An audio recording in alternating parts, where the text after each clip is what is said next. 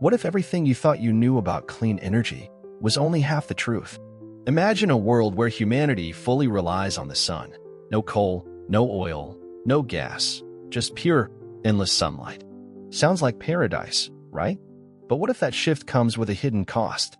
Entire landscapes transformed into mirror-like deserts of solar panels, billions of tons of rare earth metals ripped from the earth, power grids pushed to the brink, and the haunting question, who controls the sun when the whole world depends on it? In this video, we'll uncover the dark truths, the scientific challenges, and the real future of going 100% solar. Because the reality isn't as bright as it seems. Hit like, subscribe, and let's go. Today, our world runs on energy, and most of that energy still comes from burning fossil fuels. Coal, oil, and natural gas power our cities, factories, and homes. But they also pump billions of tons of carbon dioxide into the atmosphere every year.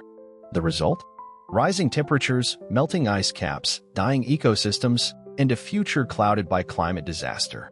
For decades, scientists and activists have sounded the alarm, urging humanity to break free from this dangerous addiction. And among all the alternatives, one source of energy shines the brightest: the sun. It's clean, renewable, and sends more energy to Earth in 1 hour than all of humanity uses in a year. Sounds perfect, doesn't it? Solar panels are popping up everywhere, from rooftops to deserts, promising a future free from pollution and geopolitical conflicts over oil. But here's the truth. As of now, solar energy only provides around 3 to 4% of the world's electricity. The rest still comes from sources that are destroying our planet. So what would it really take to go 100% solar? And what would the consequences be, not just for the climate, but for our infrastructure, our economies, and even our way of life? This isn't just a story about technology, it's a story about power, control, and survival. Because switching to solar on a global scale isn't as simple as flipping a switch. It's a complex transformation, and it's one that could change everything we know about how our world works.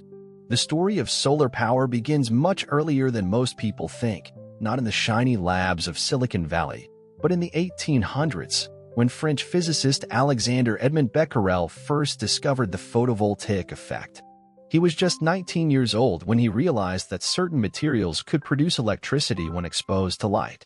It was a quiet discovery, barely noticed at the time, but it planted the seed for a revolution that would take over a century to grow. Fast forward to the 1950s, the space race begins, and solar panels are used to power satellites in orbit. Quiet, efficient, and reliable, solar technology became the ideal solution for the vacuum of space. But back on Earth, fossil fuels remained king. Why? Because they were cheap, easy to transport, and already deeply embedded into every layer of modern civilization. Still, the dream of harnessing the sun never died. In recent decades, as the climate crisis escalated, solar energy returned to the spotlight. Governments began offering subsidies, private companies raced to innovate, and environmentalists called it the hope of the planet. And yet, even as millions of solar panels were installed, a darker truth emerged. Solar energy, while clean, is not without its price.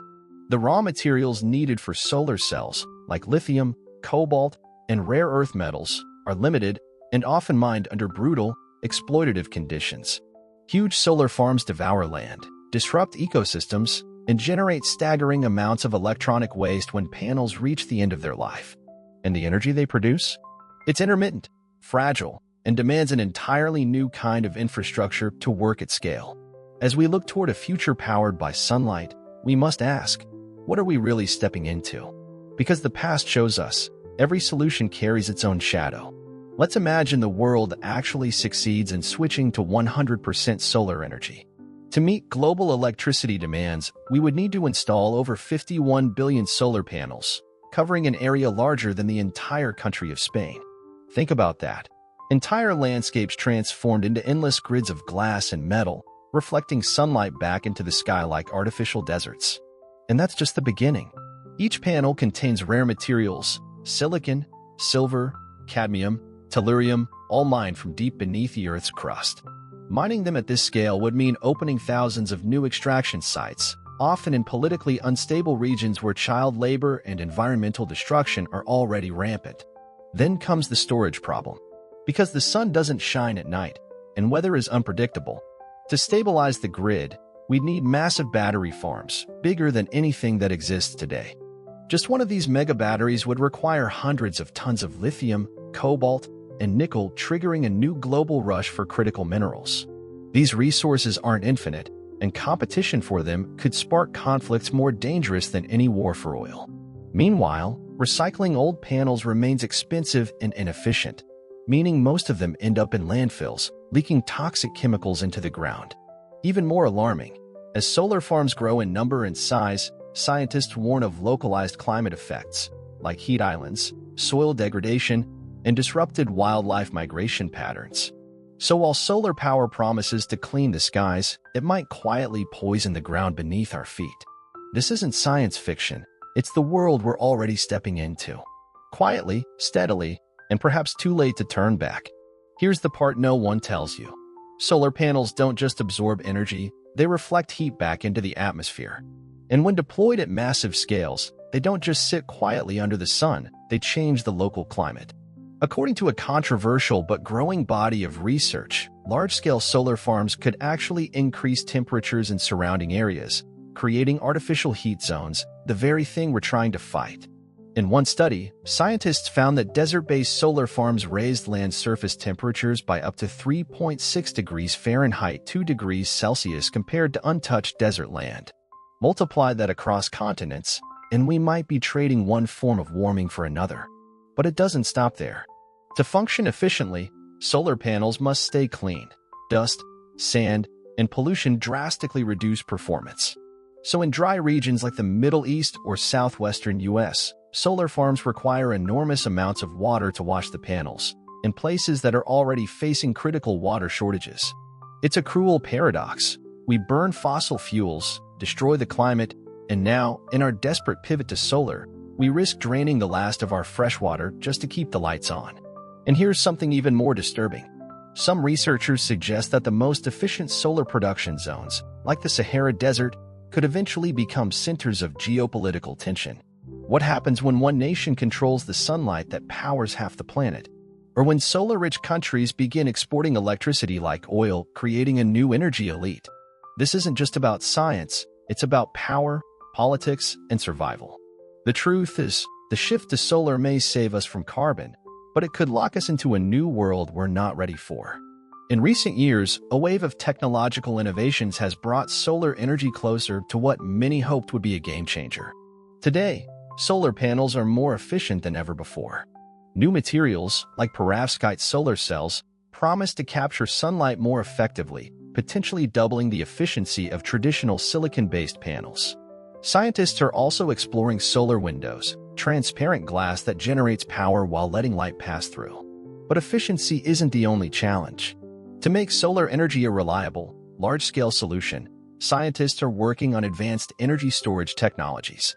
Right now, most solar energy is wasted because it can't be stored efficiently. Lithium-ion batteries, which power everything from smartphones to electric cars, aren't enough to store the vast amount of energy required for global needs. Researchers are now investigating alternatives, like solid-state batteries and flow batteries, which could store more energy at a lower cost. Meanwhile, solar energy plants are becoming more sophisticated.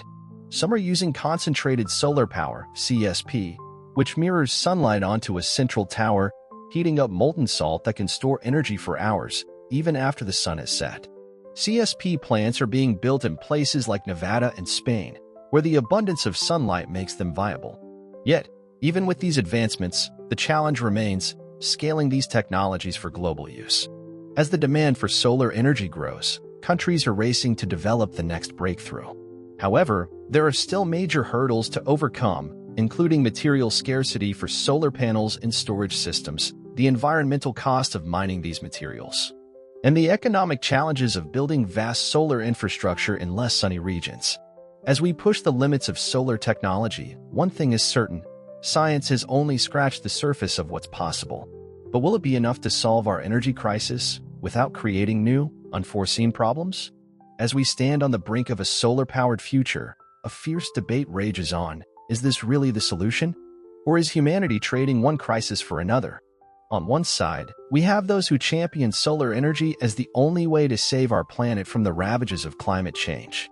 They argue that solar power is clean, abundant, and inexhaustible. But the critics see things differently. Some experts warn that relying solely on solar could lead to unintended consequences. For one, the environmental costs of mining for rare earth metals, the key components of solar panels and batteries, are staggering. Massive ecological damage from mining operations, toxic waste, and the exploitation of workers in countries with lax labor laws could be just the beginning. What happens when the demand for lithium, cobalt, and other critical materials outpaces supply? Will we be left with devastated ecosystems and exploited workers in the rush to power our future? Then there's the issue of solar panel waste. Despite advances in recycling technologies, most solar panels eventually end up in landfills. As they break down, they leak harmful chemicals like cadmium and lead, poisoning the environment. And then there's the problem of intermittency. Solar power isn't reliable, it can't generate electricity when the sun doesn't shine, and it requires vast amounts of energy storage, which brings its own set of challenges. Battery farms could take up enormous amounts of space, consume more resources, and still not provide the consistency that traditional energy sources do. Some experts even suggest that we might be overlooking alternative renewable sources like geothermal or nuclear fusion, which could be more sustainable in the long run. So, as we march toward a solar future, the question remains, are we truly solving our problems, or merely creating a new set of dilemmas we haven't even begun to fully understand? The stakes couldn't be higher, and the truth is still unclear. The shift to 100% solar energy would have far-reaching consequences, not just for the environment, but for every person on this planet. The truth is, the very solution we're turning to in hopes of saving the Earth may instead lead us to unintended domination by the technology we created. As solar farms spread across the globe, local populations could face displacement, particularly in regions where land is scarce or agriculture is essential. Entire communities might find themselves forced to live in the shadows of massive solar projects that consume more land than we could ever imagine. Meanwhile, countries rich in the rare minerals needed for solar technology might see an economic boom. But that comes at a price. We could witness an exploitation of resources and people on an unprecedented scale, creating a new form of colonialism where the global South is left to mine the materials for the global North's energy needs. While the wealthy nations race ahead with solar-powered technologies, the poorest could remain in darkness, unable to afford the benefits. Yet the most alarming consequence of this global shift might be the rise of an unseen ecological imbalance. As solar panels absorb and reflect heat, altering local climates, we risk creating new forms of environmental chaos. The ecosystems we once relied upon for food, water, and air could slowly unravel, not from fossil fuels but from the very technology meant to save us. The power of the sun, ironically, may now hold the key to humanity's undoing. The initial euphoria of clean energy could lead to a new kind of technological tyranny, where the very tools we trust to sustain life begin to erode it.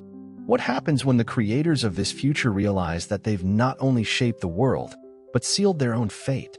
The future of humanity could be shaped not by the energy we harness, but by the energy we fail to control. As we stand on the precipice of a future powered entirely by solar energy, humanity faces a profound moral and technological dilemma. The question isn't just about the future of energy, it's about the very nature of progress. Solar power promises to be a cleaner, greener alternative to the fossil fuels that have caused so much destruction. But is it truly the solution? Or have we merely exchanged one set of problems for another? The technologies that promise to save us, the panels, the batteries, the sprawling solar farms, come with hidden costs, both to the environment and to the people who mine the materials needed to build them. With every technological leap, we must ask ourselves, at what cost? Do we continue on this path of relentless innovation, hoping that humanity can adapt and find a balance? Or do we take a step back and reconsider whether the price of progress is too high? If we go forward, we risk creating a future where the gap between the powerful and the powerless widens, where the Earth's ecosystems suffer even more, and where we become slaves to the very technologies that were supposed to free us. But stopping the march of solar energy could also doom us to a future of climate collapse, with resources running dry, ecosystems failing, and the planet spiraling toward irreversible destruction. This is the crossroads humanity finds itself at: evolve or perish. The question remains, can we evolve in a way that doesn't sacrifice the planet or our humanity? Can we find a path that embraces the best of what solar energy offers without falling victim to its darker side? The answer lies in our choices, and those choices will define the future of everything. So here we are. After everything we've seen, after all the facts, the debates, and the hard truths, I have to ask you, do you really believe that the future we're heading towards is the one we want? When you look at the promise of solar energy, does it still seem like the perfect solution? Or do you now see the cracks that we've been ignoring? This isn't just a distant problem for someone else, it's happening right now, and it's happening to all of us. The decisions made today about how we harness the power of the sun will echo across generations. We may think we're on the edge of an energy revolution, but in reality, we could be standing on the brink of a new, unexpected disaster. The question is, do we have the courage to face it? The challenge is more than just about science or technology. It's about who we are as people, what we value, and how we are willing to shape the future. Because the future is not set in stone. It's being written by the choices we make now. I know it's easy to feel overwhelmed, to think that there's nothing we can do to change things. But the truth is, we are all part of this story. What happens next is up to us. So, what do you think? Do you feel that the shift to solar energy is worth the price we might pay? Or do you think we're heading into uncharted waters without understanding the true cost? I'd love to hear your thoughts. Leave a comment. Share your perspective. This story is far from over. And the next chapter? Well, it's up to us to write it.